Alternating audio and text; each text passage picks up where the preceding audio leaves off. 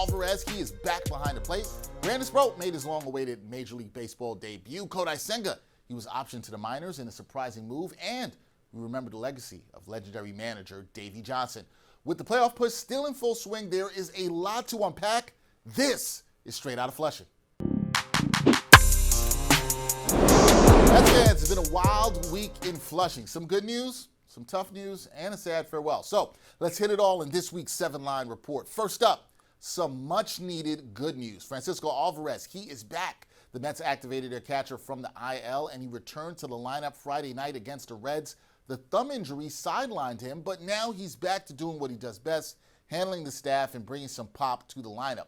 If the Mets are going to make a push in September, having Álvarez behind the plate is essential. But just as one star returns, another takes a hit. Kodai Senga, last year's ace, he was optioned to the minors in a stunning move. His command and efficiency just haven't been there this season, and it got to the point where the Mets felt he needed a reset. This is the guy they expected to lead the rotation, and now he's trying to find his form outside the big leagues. And speaking of the rotation, a new name is coming.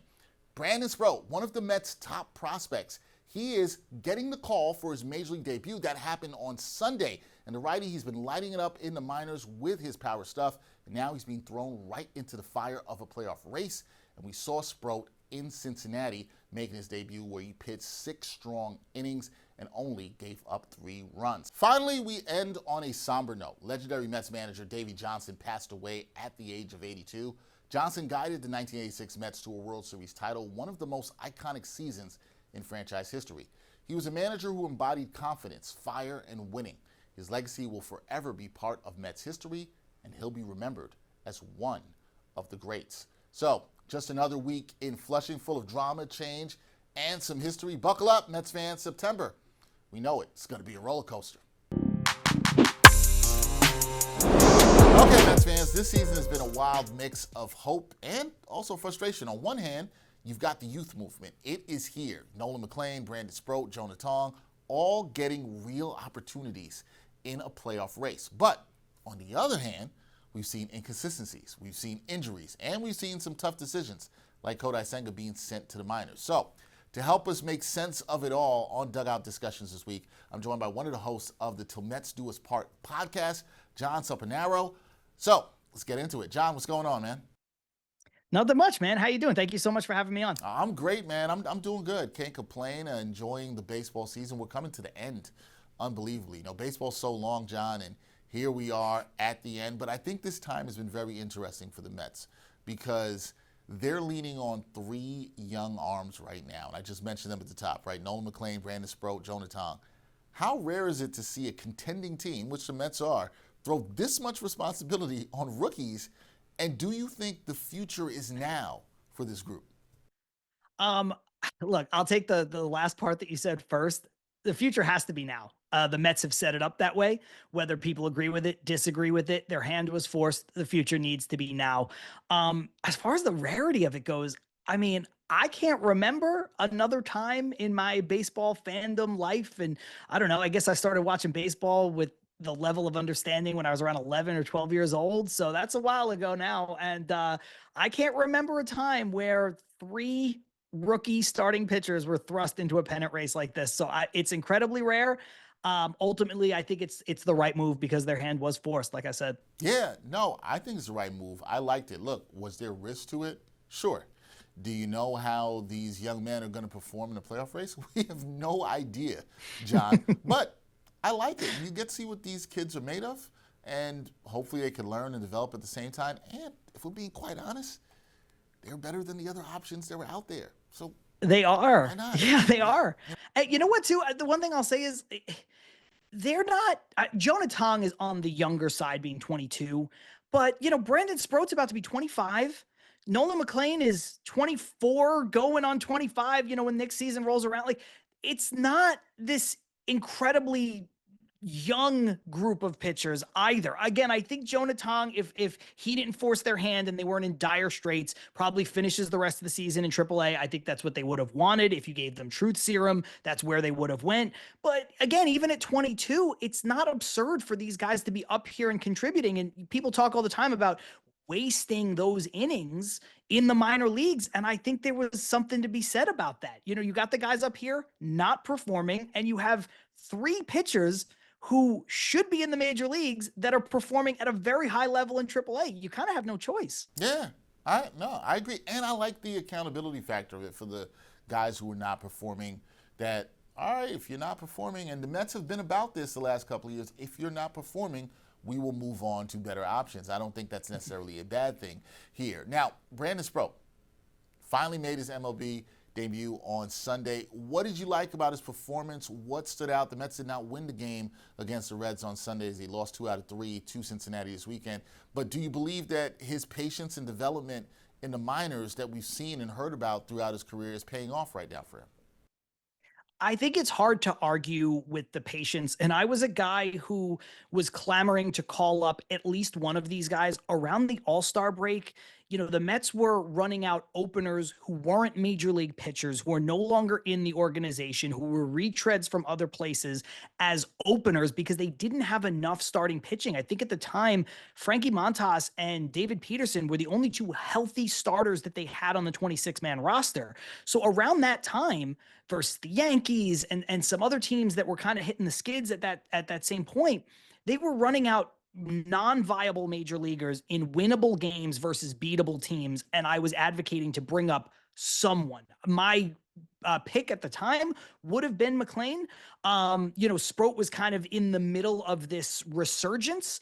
But I think you have to say that the patience paid off because he didn't have a great start to his season in AAA. And it's been, made such a big topic with him not only talking to coaches, but talking to his dad and, just sitting there and like, let it rip or whatever mantra he says to himself, where he's just not afraid to fire fastballs. So I think the case specifically with Sproat, you can't be mad about waiting as long as they did, because I think it's clear he needed a little bit more time to build in his repertoire, to build his confidence, especially. And so calling him up now and him being the third of the three big pitchers to get called up isn't surprising if you look back at the season in totality. As far as his start today, I mean, there's a lot, aside from the Mets not winning the game, there's a lot to like. He had no hits through 5 1/3. The strikeout pitch looked good. The command looked good. And I know he gave up a couple runs, kind of fell apart in that inning, but he also only allowed 3 hits total, which is exactly what Jonah Tong did the night before. Unfortunately, all 3 of those hits go out of the ballpark. So, there's a lot to like. And unlike some of the other guys that we banked on when the season started, Shamanaya, Kodai Senga especially, they're giving you length. Sproat goes out there, he gives up the 3 runs, but he keeps the Mets in the game. He bears down, he gets 6 innings.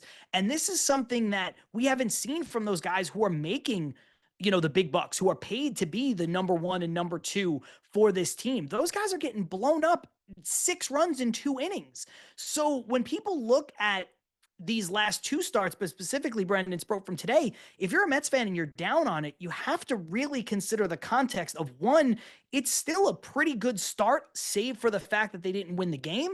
And the most important thing is it's better than anything that the other guys that he replaced have been giving you. Facts. No, 100% agree, right? When you look at that and you look at the length that you've seen, and we'll get to Jonah Tong in a second, but I'm glad you mentioned it, because even in Sproat's first start, you got to be encouraged by the 6 innings he gave. I know he gives up 3 runs on the 3 hits, but he gave you length. It was just a couple weeks ago, Mets fans were complaining, commenting on this show, I'm sure in your show as well too, John, that these guys are not even getting to the 5th inning now. We're seeing 4 1/3, right? Or they're not making it even to the 4th inning at all. This was a problem, and one thing you say about these kids since coming up, they've given you length. You're right about that. Now, Jonah Tong, who you just mentioned, I would say he had a rough one on Saturday, but I'm with you on this too. 3 hits he gave up. All 3 of the hits happened to be home runs in his last start on Saturday in Cincy. But what was your takeaway from that outing? Is it just a learning curve, or are there red flags that you see here? Because he just had a couple AAA starts under his belt before coming up here, and now he's adjusting to the big. So is it red flags for you, or is this just growing pains for him as he's developing here in the major leagues?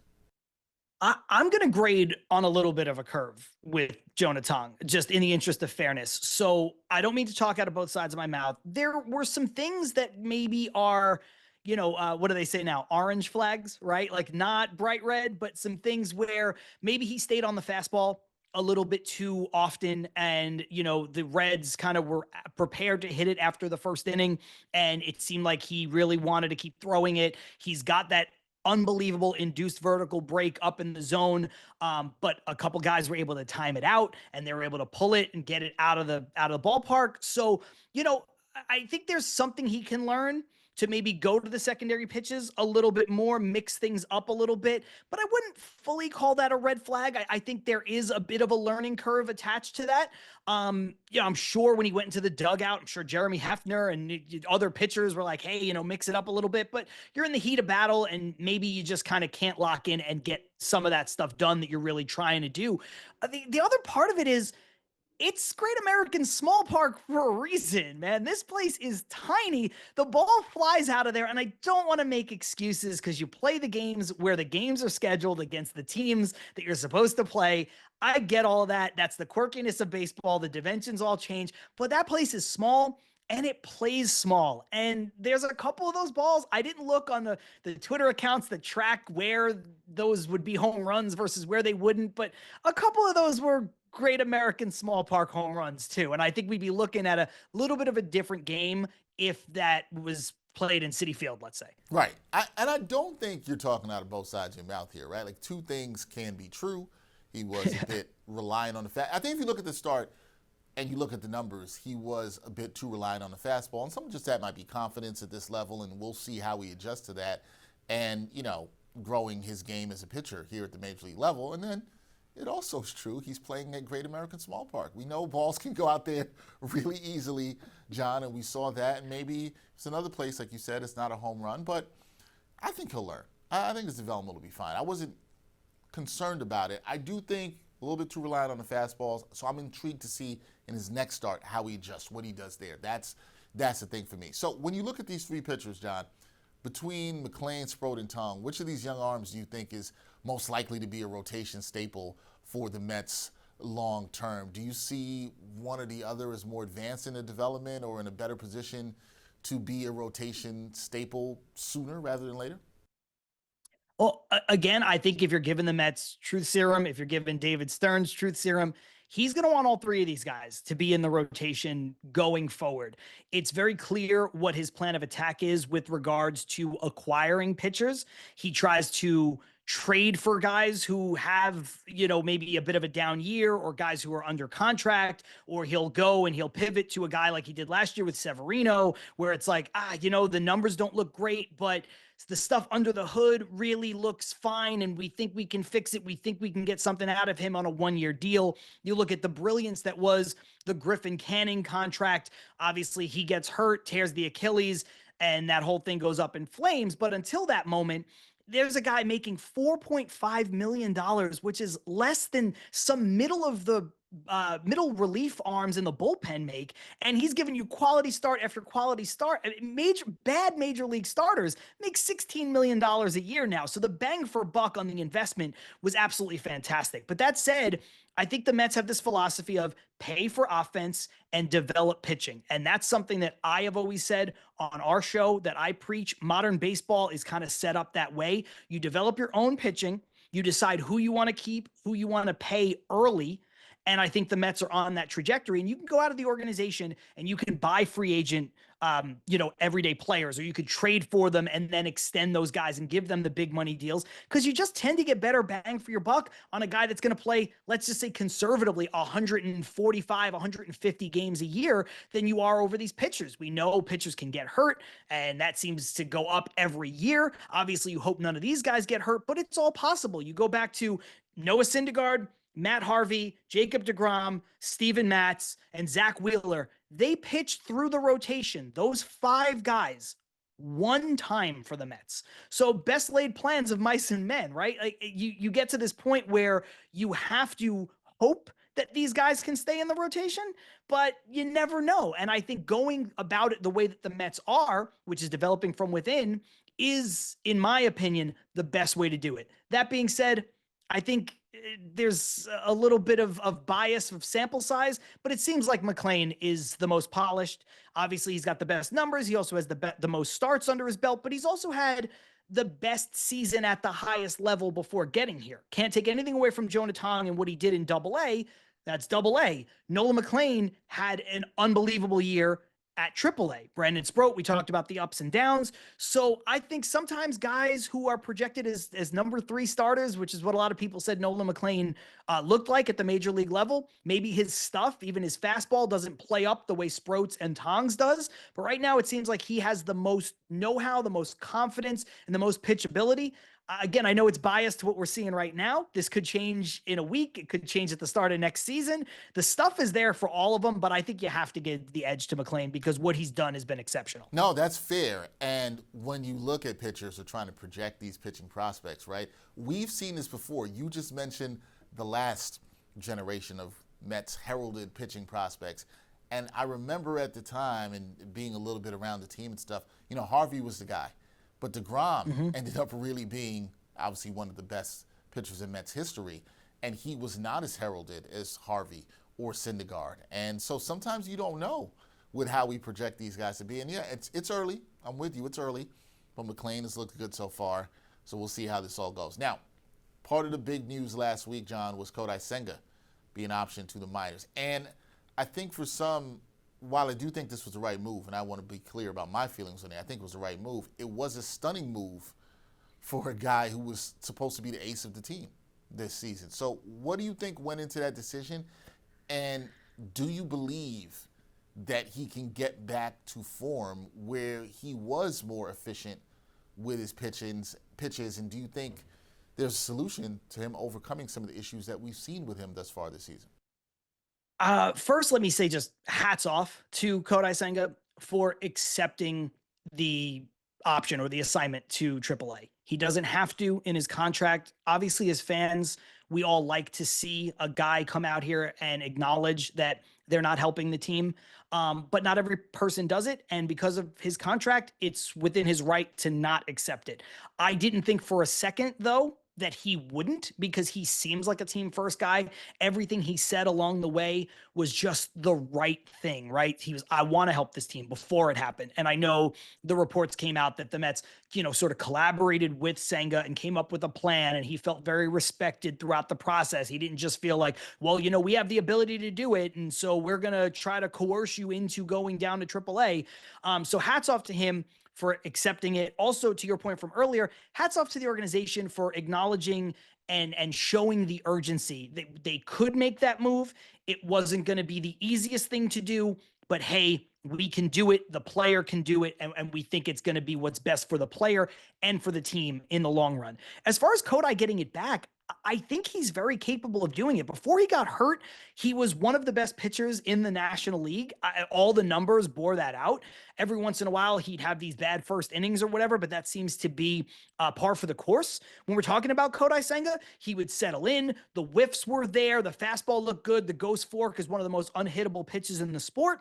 He goes down. He hasn't been the same since. But again, if you look under the hood, this doesn't look like a guy who is not right there with his stuff, who doesn't have his normal fastball and his normal break. It looks like a guy who is having a little bit of difficulty executing and commanding. And I think executing and commanding can be fixed even for seasoned major leaguers, or I guess in Kodai Senga's case, seasoned pros. And so I think this is something that with a start or two in AAA, with less eyes on him and just focusing on putting in the work where the win-loss record isn't skewed, especially in a pennant race, I think he's going to come back, and I think he's going to help this team in a major way if they make the playoffs. I think they will, but right now there's no guarantee. I think he can help this team, and I think he'll be back here sooner rather than later, 1 or 2 starts in AAA. All right, so positivity around Kodai Senga. You're right, John. No guarantee that they will make the playoffs. We'll get to that a little bit later. Got to talk about another pitcher who's been having some issues. That is Ryan Helsley. And I know bringing his name up with Mets fans right now is not I see you hanging your head there, John. Not popular. I see it, okay? I want to love Ryan Helsley so much, I man. know. I understand. I understand. And I was talking with John Heyman about this a couple of weeks ago. So this is 2 episodes ago. And I was saying, like, look, he's been shaky. And John told me that was me putting it nicely since he arrived in Flushing. But how much patience should the Mets have with him here down the stretch? And what needs to change for him to be reliable? Because that's the thing. You want to like him. You said, John, you want to rely on him. But what has to change for him to be reliable? And can the Mets trust him? How much should they trust him here down the stretch? I know this isn't a great answer. I don't know, to be completely honest with you. I like to think I know baseball pretty well. I'm not a sports scientist. I'm not a sports psychologist. I've never been a pitching coach. I've never pitched at the major league level. So there are limitations to my knowledge as far as how to get him right. I will say this, though. The Mets need him to be the guy that they acquired at the deadline, the guy who had 49 saves for the St. Louis Cardinals last year, the guy who has been lights out for pretty much his entire career. I know his fastball was getting hit a little bit more earlier this season prior to the trade, despite the fact that he's still throwing 101 miles an hour. But all of that notwithstanding, they need him to be the guy that they went out and got. So what can they do? He has to be tipping. There has to be something about this tipping of pitches. And I know people have talked about it ad nauseum at this point. Even other former Mets players have weighed in on it. I know Trevor May did a whole thing about Ryan Helsley tipping pitches. I think in talking to some former major leaguers myself, they said one of the most detrimental things a pitcher can do is tip, believe it or not. And I mentioned Luis Severino earlier and the great year that he had for the Mets, coming off of the abysmal year that he had for the Yankees, where he pitched to like a 6.65 ERA.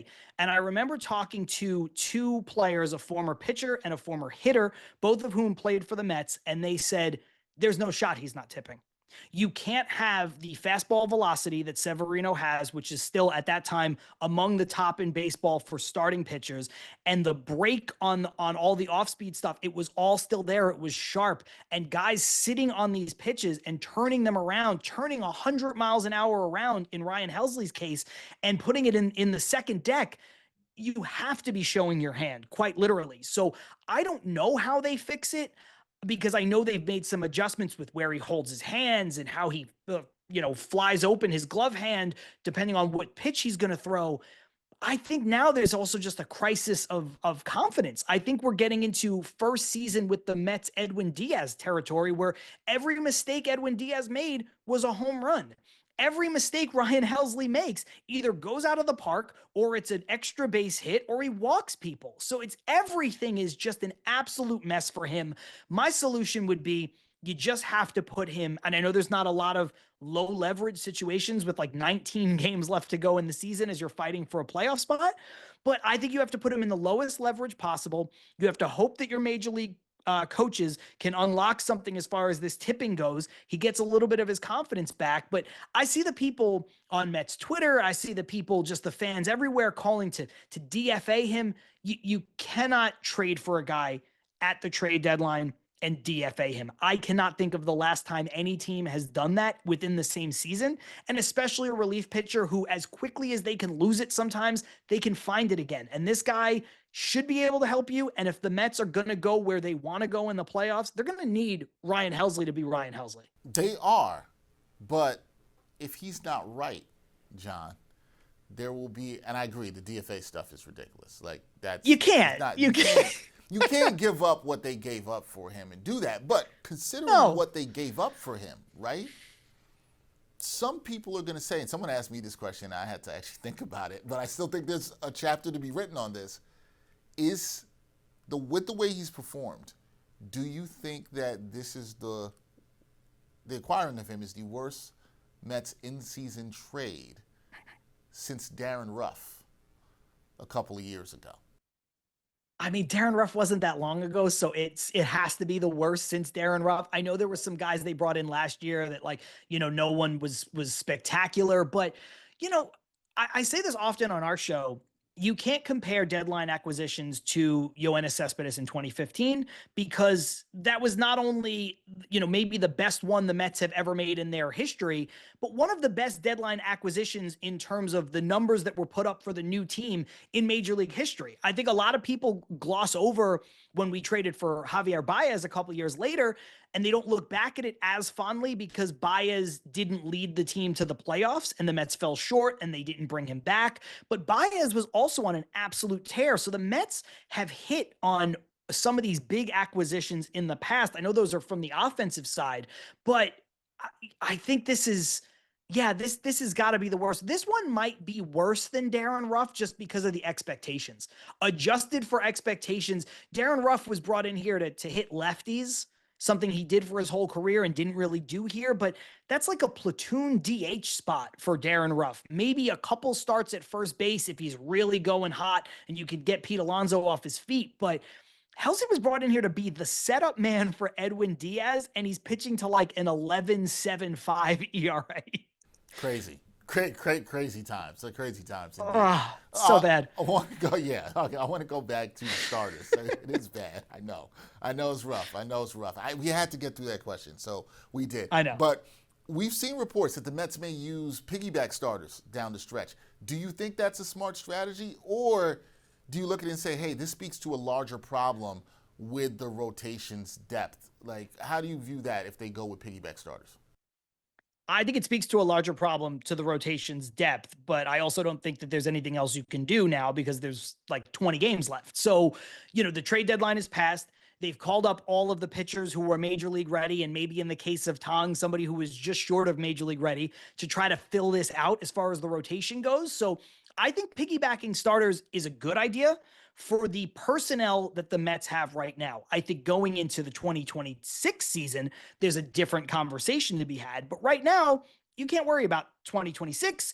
You can't worry about hurting people's feelings. You can't worry about evaluating players, whether those are players coming back from injury or, inability in the case of Kodai Senga, or that's players who are coming up, Jonah Tong or Brandon Sprode or Nolan McLean. I think you have to deploy your 26-man roster, or at least right now your 28-man roster, as best as you possibly can to win as many games as possible to try to put yourself in the best position you can for the playoffs. So I would piggyback these guys. I think there's a lot of people who are candidates for it. Sean Manaea, for instance, looks like a guy who just hasn't really been able to get up to speed physically. I know he's got the bone chips in his elbow, but his season didn't start the way we all wanted it to. He missed basically the first half. He comes back. He's got the bone spurs. He gets fatigued after 2 or 3 innings. To me, that feels like an opener. To me, that feels like a guy who can come in the middle of a game if you want him to come out of the pen because he has experience doing it. So maybe the solution is you start a Kodai Senga and you let him go 2 innings, and then you bring in Manaea for 2 or 3 or 4 or however long he's effective and throwing hard. Same thing with Clay Holmes. You can look at Clay Holmes, and I was bullish on the signing when they made it to make him be a starter. I thought it would work, and kudos to him. It's worked tremendously. But I also thought that the Mets should have shortened him up and put him in the bullpen a month ago. And they've resisted doing that. They haven't had the personnel in the starting rotation to be able to do that.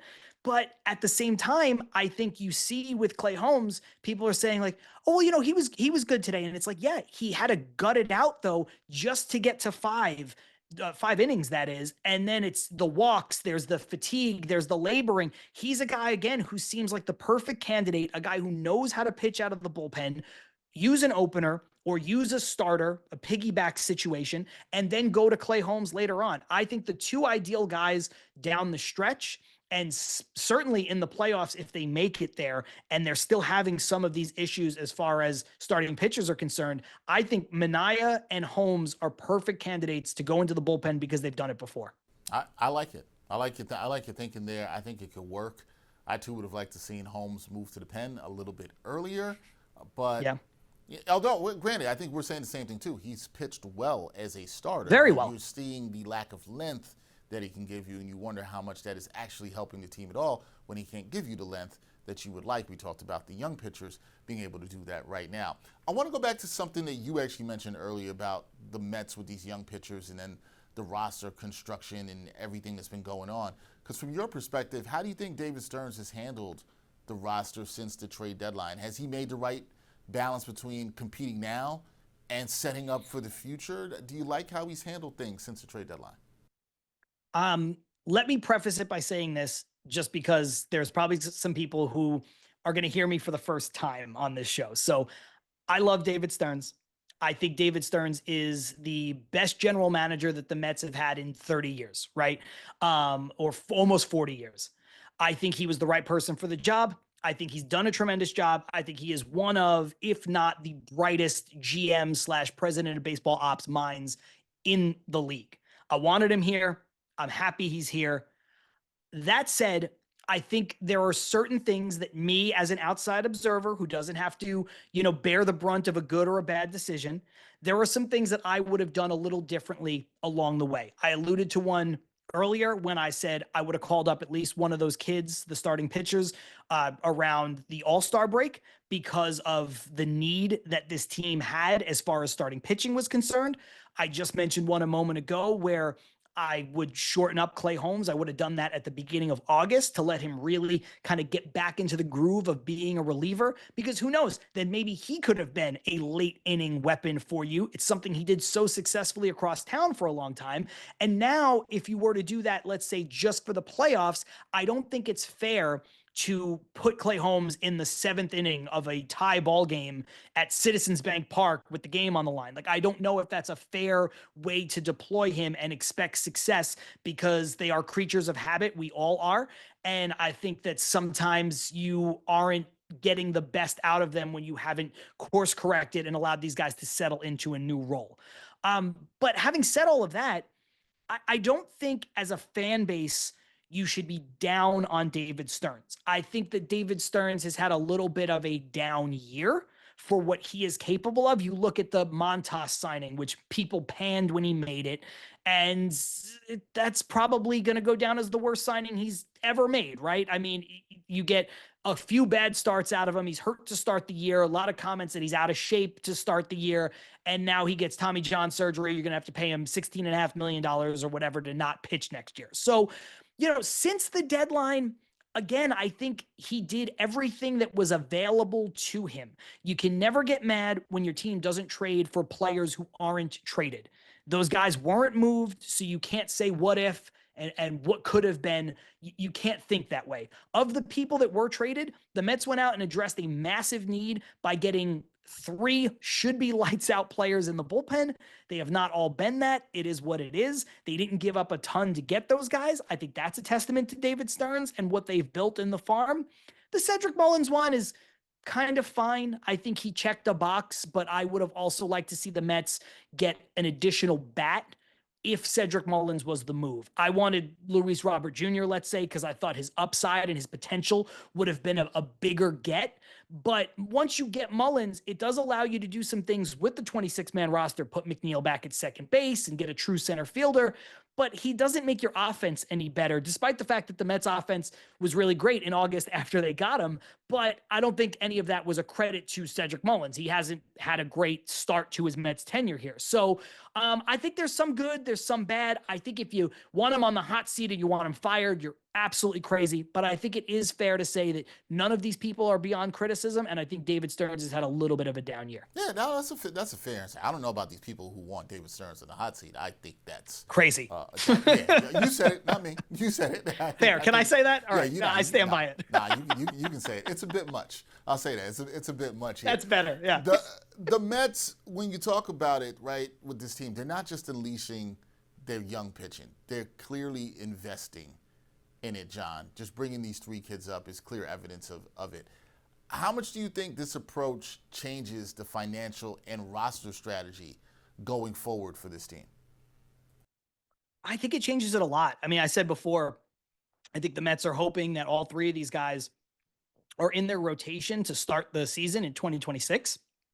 So if you start to look at the math there, Frankie Montas isn't going to be here, but you got to pay him anyway. But that's opens up a roster spot. It opens up a rotation spot. You have Kodai Senga, you have Sean Manaea, you have Clay Holmes, you have David Peterson, all of whom are under contract. I think it makes a player like Tyler McGill a bit movable, or if you want to try to finally do what a lot of people wanted to see, which is Tyler McGill go into the bullpen and see what he can give you there, where he just airs it out for an inning and he can probably touch 100 miles an hour if he does that, become more of a 2 or 3 pitch pitcher. So I think it'll change some of the machinations into 2026 for sure. And I think financially it has to, because again, you buy the position players, go buy bats. And if you're looking at 3 guys who, yeah, you don't want them to be your saviors. People throw that word around. You don't want them to come in and fix all your problems. You don't want to put that kind of pressure on these kids, but you're throwing them in a pressure cooker situation right now out of necessity. So I think after asking this of them, to ask all 3 of them to be in your rotation to start the season at the end of March next year is not a crazy ask. And I also think you have to consider, especially with Nolan McLean, I would consider one of these deals where a team jumps out early and, buys out the arbitration years and like 2 or 3 years of free agency to sign that guy to a contract right now.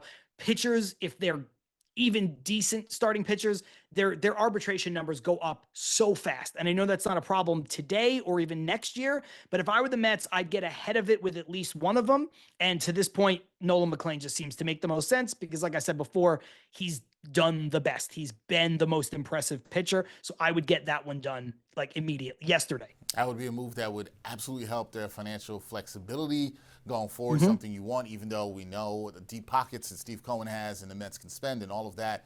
You do want that financial flexibility, particularly with the young players, if you hit on them. Let's go to the offense real quick, because I know the offense wasn't great the last couple of games of the Cincy series where the Mets lost 2 out of 3, but we are in September. The Mets offense has looked strong over the last couple of weeks. They were killing it in August. Do you think the lineup has finally turned the corner, or is this just a hot streak that we're seeing with the Mets?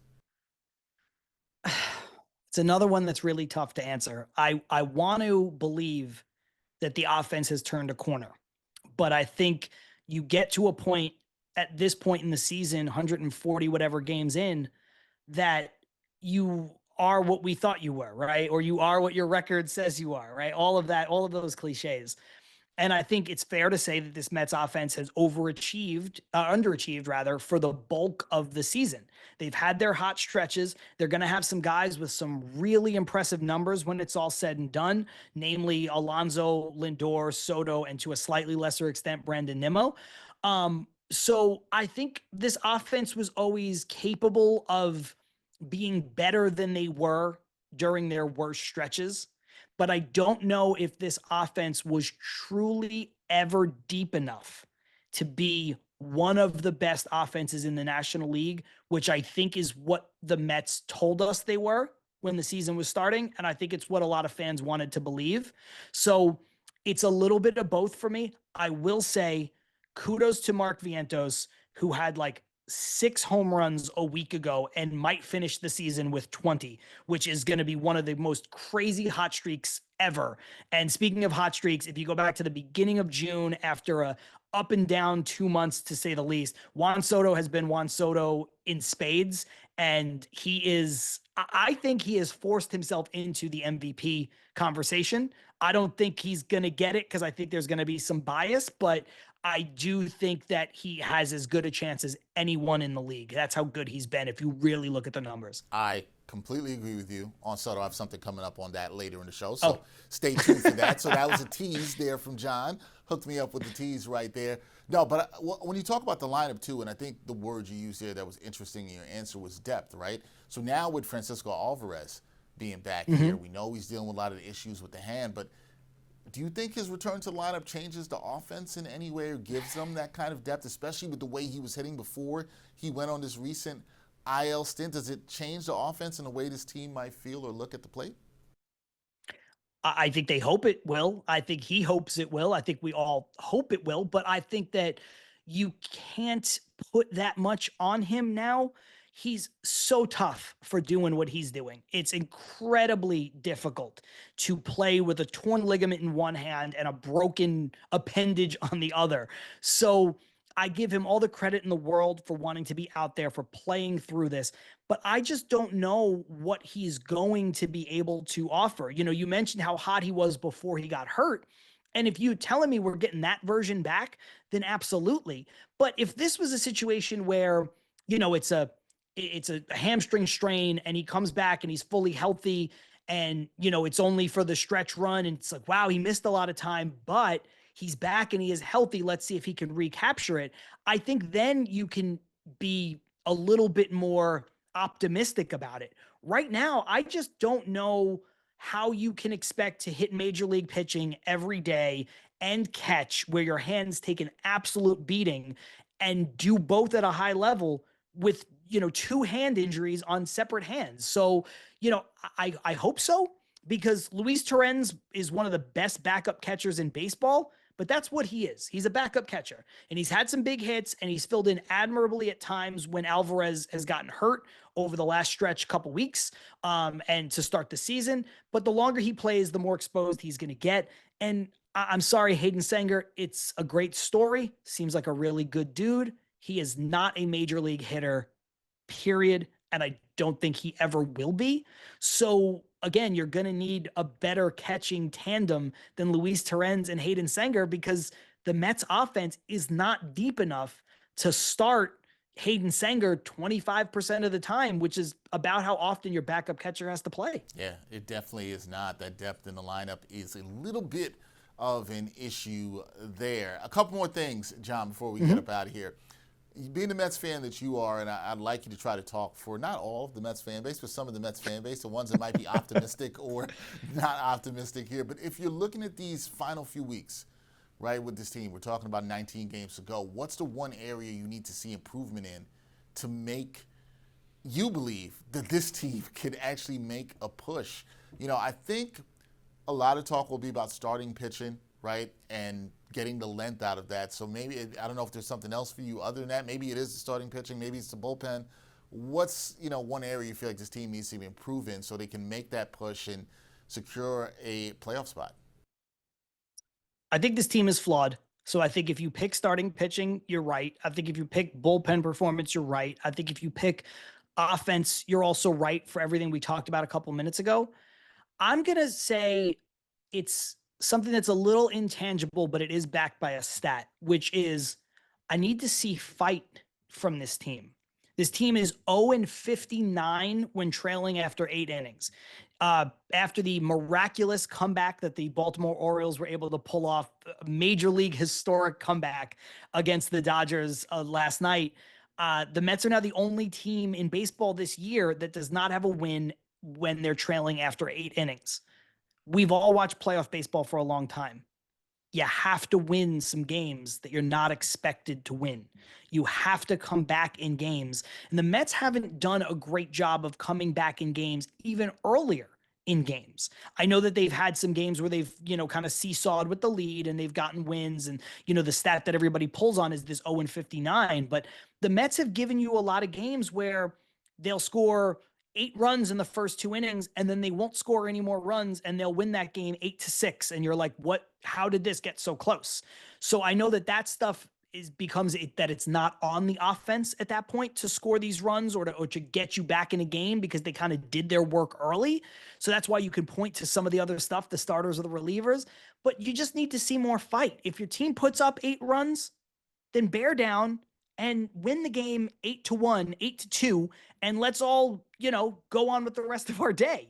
I don't want to sweat out games where, the Mets were down 3 early, and then all of a sudden they put up a 5 spot and then another 3 spot, and then they lose the game somehow later on. And we've seen that a lot. So I want to see more fight. That's what I need to see from this team. I don't like to use the word sometimes because they're all major league players. They're all trying. They're all trying their hardest all the time. I believe in the players. I don't like to sit on my couch and talk down about professional athletes in that regard. But I think it's fair to say when you're 0-59 that you need something else. You need a little bit of juice. You need a little bit of fight. And we haven't seen it from this Mets team all year. Last year, we saw it a ton. This year, not at all. No, I absolutely agree. And I know what you mean about just seeing that fight, because you don't know what that kind of win. You talked about the win, the comeback with the Orioles and the Dodgers the other night. You don't know what that kind of win can do for your team, spark your team. The Mets really haven't had, well, we know it from the numbers, all 59. They have not had a win like that all season, right? This just has not happened for them. And I think it's something that would excite the fan base. You don't even know what it could do for the team. That's kind of my point. How does it galvanize? There's still time. There's 19 games left for this still to happen, but it's getting late. So we will see if it happens. Last thing for me here, John, because I want to try to go a little bit big picture here. So when you look at, and you talked about it, you said this team is flawed. And you talked about all the things that have happened for the team this year, to the team this year. So when you look at the injuries, the youth movement, which has excited the fan base, then you look at the inconsistency that we've seen this season. Should fans like yourself feel optimistic about the future and the rest of September, even if this month, I'm not trying to put the bad juju out there, doesn't end with this team clinching a playoff berth?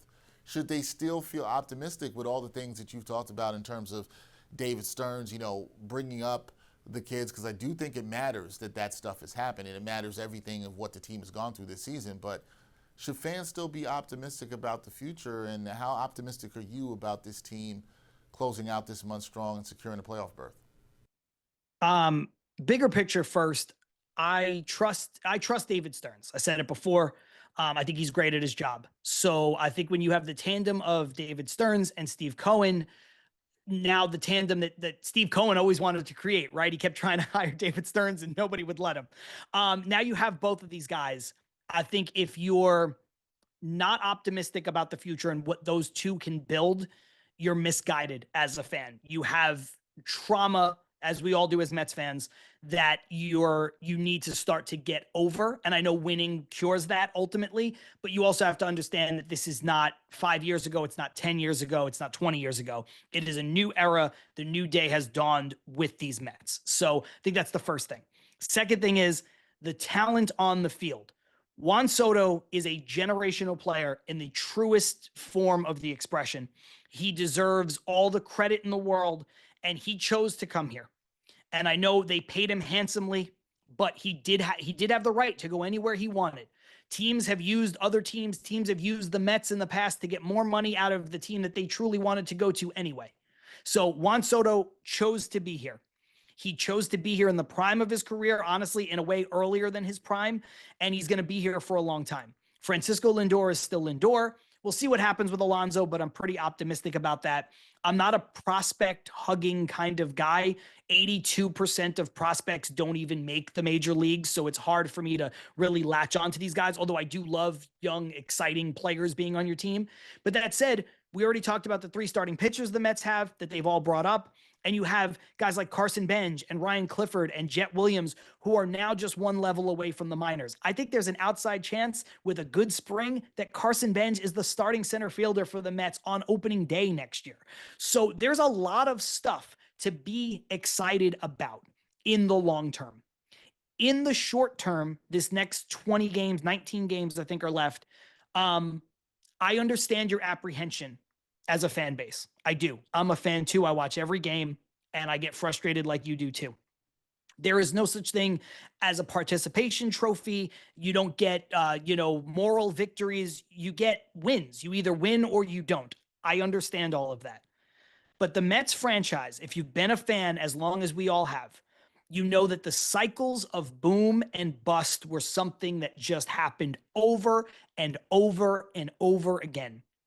Good organizations have winning seasons more than they have losing seasons. They're able to string them together. They're able to make the playoffs year over year over year. And sometimes you're not the best team and you fall short. Sometimes you are the best team and you fall short anyway. Sometimes you're a team like the Nationals from a couple of years ago that just go on a run and win the World Series. You have to get into the playoffs. So I'm not accepting moral victories. I'm not accepting like, oh, it's fine, just get in and whatever happens, happens. But sports is all about ebbs and flows. And there's going to be bad times. And as Mets fans, we've lived through so many bad times. These are the good times. They're in a playoff spot. They're trying to chase down a team, however unlikely, to win a division. If the season ended right now, they'd be in the playoffs. They have Juan Soto for 14 more years. They have this youth movement. They went out and got Francisco Lindor. This is what we always wanted. And again, winning is going to cure all of it. You have to win the first championship before you can ever go on a dynasty run, is something I always say. But you can't win the championships unless you have a winning season. You can't have a winning season and get into the playoffs. Like, you have to take the steps. And I know after making it to a couple of games within the World Series last year, everybody always wants to build on that. Progress is not linear. Rome was not built in a day. You have to let this unfold. Right now, things are good. Are they as good as they could be? No. Am I super stoked on this season and how it's gone? No. Do I think this team has shown us anything that they can make noise if they got into the playoffs? I'm not super optimistic about that, if I'm honest, because they haven't shown that they can make that kind of noise. But I'm still going to be there. I'm still going to be rooting for them. And I still understand that this is the good times.